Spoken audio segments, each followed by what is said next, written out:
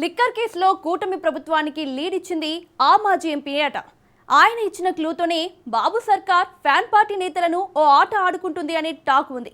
ఇప్పుడు అదే లిక్కర్ కేసులో మాజీ ఎంపీ ఈడీ ముందుకు వెళ్లడంతో మాజీ ఎంపీ ఈడీ ముందు ఏం చెప్పారనే ఉత్కంఠ నెలకొంది. ఆయన ఇచ్చే సమాచారం ఫ్యాన్ పార్టీ నేతలను మరింత ఇబ్బంది పెట్టే ఛాన్స్ ఉందా? పార్టీ అధినేతకు తిప్పలు తప్పవా? ఇదే చర్చ ఫ్యాన్ పార్టీ నేతలను కలవరపెడుతుందట. అంతలా వైసీపీ నేతలను భయపెడుతున్న మాజీ ఎంపీ ఎవరు? ఆయన్ని చూసి ఫ్యాన్ పార్టీ నేతలు ఎందుకు టెన్షన్ పడుతున్నారు? Let's watch.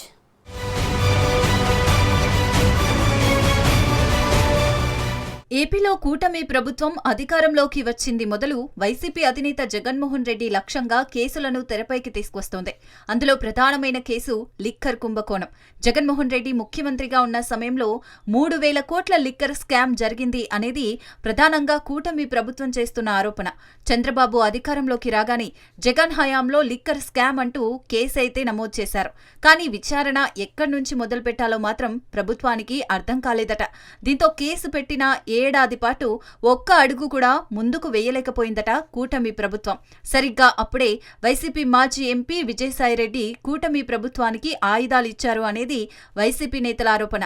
లిక్కర్ కుంభకోణానికి కర్త కర్మ క్రియ అంతా కసిరెడ్డి రాజశేఖర్ రెడ్డి అంటూ అప్పట్లో సాయిరెడ్డి సంచలన ఆరోపణలు చేసిన సంగతి తెలిసిందే. దీంతో లిక్కర్ కేసులో విచారణ ప్రారంభించడానికి ప్రభుత్వానికి ఓ క్లూ దొరికిందట. కసిరెడ్డిని అరెస్ట్ చేసిన సిట్ అధికారులు తర్వాత ఆయన ఇచ్చిన సమాచారంతో ఒక్కొక్కరిని అరెస్టు చేస్తూ వచ్చారు. అసలు లేని లిక్కర్ కుంభకోణంలో జరుగుతున్న పరిణామాలన్నింటికీ సాయిరెడ్డి ఇచ్చిన ఒక్క క్లూనే ప్రభుత్వానికి ఓ అస్త్రంలా మారిందనే టాక్ ఉంది.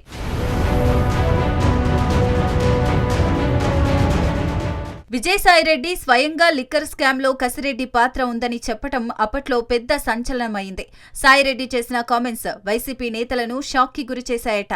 వైసీపీ హయాంలో అసలు లిక్కర్ కుంభకోణం జరగలేదని పార్టీ అధినేత జగన్ మొదలు పార్టీ ముఖ్య నేతల వరకు వాదిస్తూ వచ్చారు. అయితే సడన్ గా సాయిరెడ్డి ఎంట్రీ ఇచ్చారు. వైసీపీ హయాంలో లిక్కర్ పాలసీకి సంబంధించి 1-2 సార్లు తన నివాసంలో సమావేశం జరిగిన మాట వాస్తవమని చెప్పారు.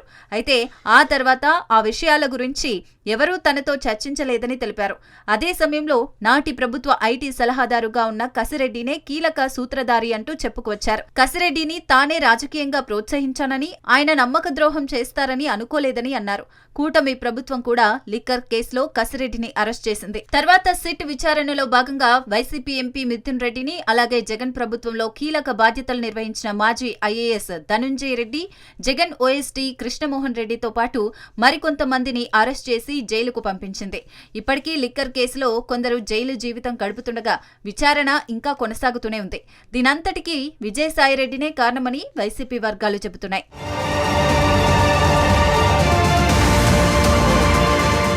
విజయసాయిరెడ్డి వైసీపీలో 2 సార్లు రాజ్యసభ సభ్యులయ్యారు. జగన్మోహన్ రెడ్డికి అత్యంత సన్నిహితులు కూడా. చాలా కాలం పార్టీలో నంబర్ 2గా పేరు తెచ్చుకున్నారు. వైసీపీ అధికారంలోకి వచ్చిన కొత్తలో కూడా అదే పొజిషన్లో కొనసాగిన సాయిరెడ్డికి ఆ తర్వాత మెల్లగా ప్రాధాన్యం తగ్గుతూ వచ్చింది.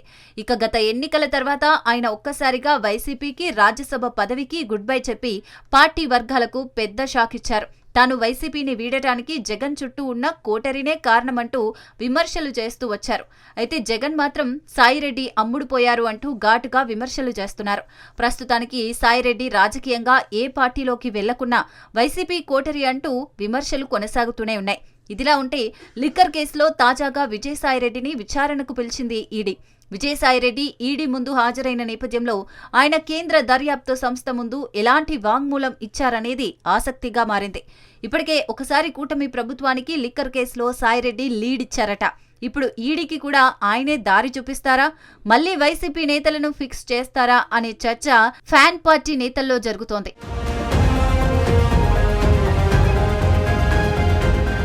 లిక్కర్ స్కామ్లో ఇప్పటికే అనేక మంది వైసీపీ నేతలు జైలుకి వెళ్లారు. ఇప్పుడు ఈడీ ముందు కూడా సాయిరెడ్డి లిక్కర్ కేసులో వైసీపీ నేతల ప్రమేయంపై నోరు విప్పితే ఫ్యాన్ పార్టీకి రానున్న రోజుల్లో మరింత కష్టాలు తప్పవని ఆ పార్టీ నేతలు చెబుతున్నారు. మరోవైపు ఇదే కేసులో వైసీపీ ఎంపీ మిథున్ రెడ్డి సైతం ఈ నెల 23న ఈడీ ముందు హాజరు కాబోతున్నారు. దీంతో రానున్న రోజుల్లో లిక్కర్ స్కామ్ ఎలాంటి మలుపులు తిరుగుతుందో అనే ఆందోళన వైసీపీ నేతలను వెంటాడుతోందట.